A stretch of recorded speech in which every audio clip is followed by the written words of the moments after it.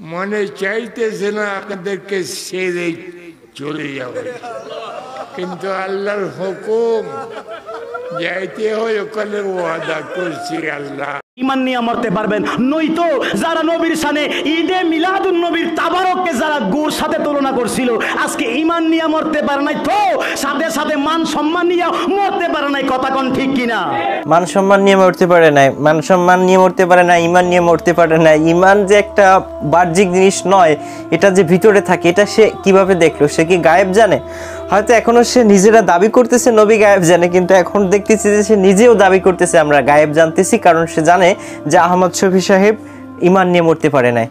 আসসালামু আলাইকুম ওয়া রাহমাতুল্লাহি ওয়া বারাকাতুহু। বন্ধুরা, আমি তাজ, সকলকে একরাশ প্রীতি ও শুভেচ্ছা।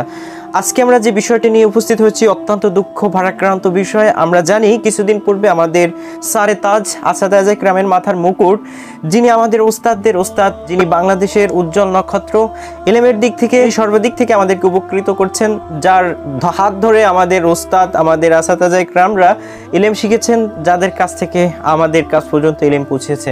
তাকে নিয়ে সুন্নাত অনুসারী কিছু মানুষগুলো এমন মন্তব্য করেছেন, তারই ধারা অব্যাহত রাখতে এই বক্তা ওপেনলি মাহফিলে মানুষের ময়দানে তিনি এমন কুরুচিপূর্ণ কথা বলতেছেন, যেগুলো আপনারা শুনলেই বুঝতে পারবেন। মান সম্মান নিয়ে মরতে পারে নাই। আমাদের আবুল কালাম বয়ানী সাহেব খুব সুন্দর ওয়াজ করে গেছে 2017 সালে। 2017 সালে আবুল কালাম বয়ানী বলছে, এই বিয়াদব বুজ্জা, এই বুজ্জা বিয়াদব কোনোদিন ঈমান নিয়ে মরতে পারবে না, মান সম্মান নিয়ে মরতে পারবে না, তার ছাত্রের কাছে সে বেজ্জিত হয়ে মরবে। আজকে ঠিকই ছাত্রের কাছে বেজ্জিত হয়েছে, বাপ বেটা দুজন। এখানে ছাত্ররা তাকে অপমান করেছে, বেইজ্জতি করেছে, এবং সে আমাদের প্রবীণ ওস্তাদ, যিনি একজন শাহ আহমদ শফি, তিনি শুধু শাহ আহমদ শফি রহমাতুল্লাহ আলাইহি নয়, বরং তিনি একজন নক্ষত্র বাংলাদেশের। তাকে তিনি বুজ্জা এবং যে সমস্ত ধিক্কারজনক শব্দ বলেছেন, এই কথাগুলো যদি কারো পিতার ব্যাপারে বলা হতো, তার সন্তানরা কখনো বসে থাকতে পারতো না। সেই কথাগুলো তিনি এমন মানুষ সম্পর্কে বলতেছেন, যে মানুষটা কিছুদিন আগে আল্লাহ তাআলার ডাকে সাড়া দিয়ে পরপারে চলে গেছেন। সেই মানুষটাকে নিয়ে এরকম কুরুচিপূর্ণ মন্তব্য আমি মানতে পারতেছি না। আপনারা কতটুকু মানতে পারছেন অবশ্যই কমেন্ট বক্সে জানিয়ে যাবেন। আজকে বেজিদ হইয়া নিজের জীবন শেষ করছে। নবীর দুশ্মন দুনিয়ার মধ্যে ইতিহাস আপনি পড়েন, কোন দুশ্মনের রাসূল ঈমান নিয়ে তো মরতে পারে নাই, নিজের মান সম্মান নিয়ে কোনোদিন মরতে পারে নাই। কেউ মরছে মির্জা গোলাম কাদিয়ানির মতো বাথরুমের মধ্যে, কেউ মরছে পানির মধ্যে চুবাইয়া চুবাইয়া, কেউ মরছে আপনার মানুষের মায়ের খাইয়া, কেউ মারা গেছে বিভিন্ন নারী কেলেঙ্কারি নিয়ে। আপনার এই ধরনের কলঙ্ক নিয়ে অনেক দুশ্মনের রাসূল দুনিয়া থেকে বিদায় নিয়েছে। এখানে তিনি বলতেছেন অনেক কথা বলার পরে বাপ বেটা অপমানিত হয়েছে, সম্মান নিয়ে মরতে পারেনি, পানিতে ডুবে মরেছে, যে কমে আদ কমে সামুদ গোত্রদের সাথে তিনি শাহ আহমদ শফির তুলনা করে কম্পেয়ার করতেছে। কতটা ট্যালেন্টেড বক্তা সেটা পরিচয় দিচ্ছে মানুষের সামনে। আমরা ইতিমধ্যে জেনে গেছি তিনি কতটা ট্যালেন্টেড এবং কতটা নির্বোধ, কতটা বোকা, কতটা গবেট। আমি আর পারতেছি না, আপনারা বাকিটুকু কমেন্টে বলে যান। আপনারা যদি কেউ পারেন এই ধারা অব্যাহত রাখতে, আমি যে কথাগুলো বললাম সেই ধারা অব্যাহত রাখলে যদি কেউ পারেন তাহলে কমেন্টে বলে যাবেন। তো তিনি কীরকম মানুষের সাথে কার সাথে কার তুলনা দিতে হবে, কার সাথে কাকে ক্যাশ করতে হবে। ক্যাশ মাল ফারেক বলতে একটা শব্দ রয়েছে, যে বাহ্যিকের সাথে কোনো মিল নেই, যেটার সাথে আমি তুলনা দিচ্ছি সেই তুলনার সাথে উপমাটা একদমই মিল না। যাই হোক, তিনি নিজের মন গড়া কথা বলতেছেন এবং ভাইরাল হওয়ার জন্য এই কথাগুলো বলতেছেন। এই মানুষগুলো নিজের পিতাকে অপমান করতে পারে নিজেদের ভালোর জন্য, নিজেদের ভাইরাল হওয়ার জন্য। তারই একজন কতটা কুরুচিপূর্ণ সন্তান হলে এই কাজগুলো করতে পারে আমি জানি না। আমি জানি যে সাম্প্রদায়িকভাবে তাদের সাথে আমাদের সাথে একটু মতবিরোধ রয়েছে। কোনো মাসালার বিষয়ে তারা অধিক ভক্তগিরি দেখায়, কোনো মাসালার ব্যাপারে অনেক ছাড় দেন।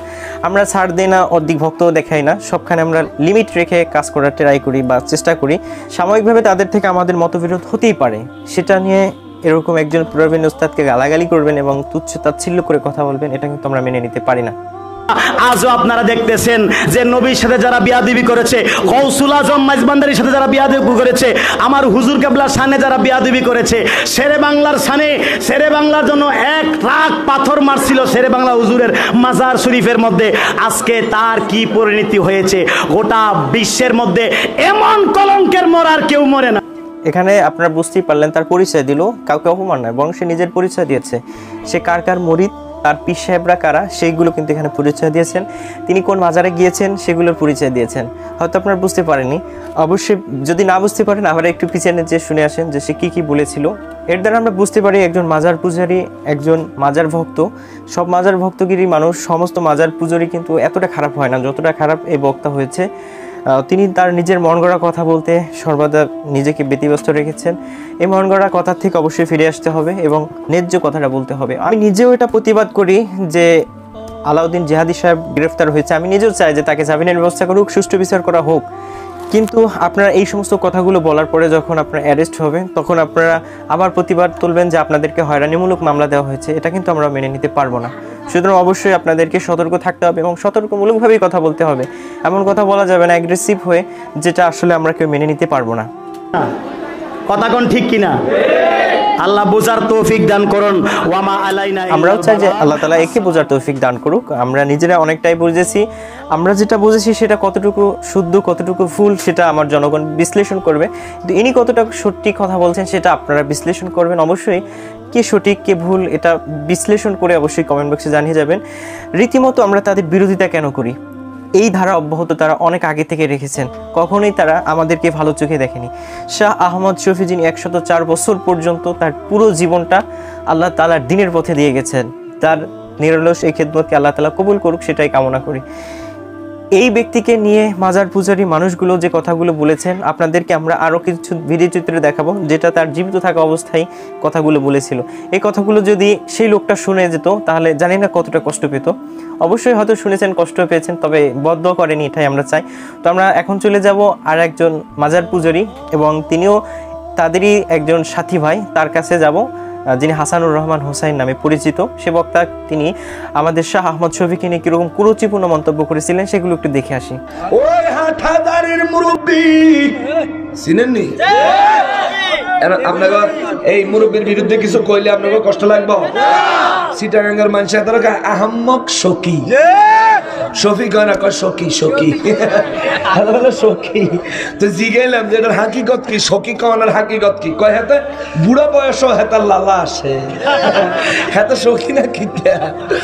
হাতে কয় মহিলা দেখলে কোন পুরুষের যদি মুখে লালা না আসে তাহলে বুঝতে হবে তার ধ্বজভঙ্গ রোগ হয়েছে। কিরে তুই কি আগে শাল সাবেস্তি 3 রাস্তার কোনা এ বাদাই মা ধ্বজভঙ্গ রোগ হয়েছে। মহিলারা হলো তেঁতুল তেঁতুল তেঁতুল। খবরদার মেয়েদেরকে ক্লাস 3-4 এর বেশি পড়াবেন না। তো তোর মায়া সিজার লাগলে কি বেড়া দিয়ে নি করবি?